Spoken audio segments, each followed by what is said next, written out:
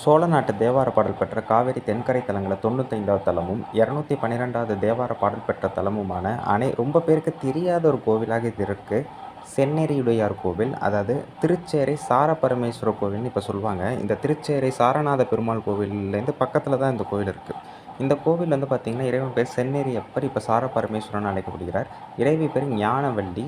கல்வெட்டில் செந்நெறி உடையார், அதாவது சூரியன் வழிபட்டதுனால இந்த பெயர் இருக்குது. சூரியன் வழிபட்ட 126 கோவில், அதாவது தன்னுடைய பாவம் தீர வழிபட்ட கோவில் இந்த கோவிலும் ஒன்று. சாரம் அப்படின்னா தரமான அப்படின்னு அர்த்தம்.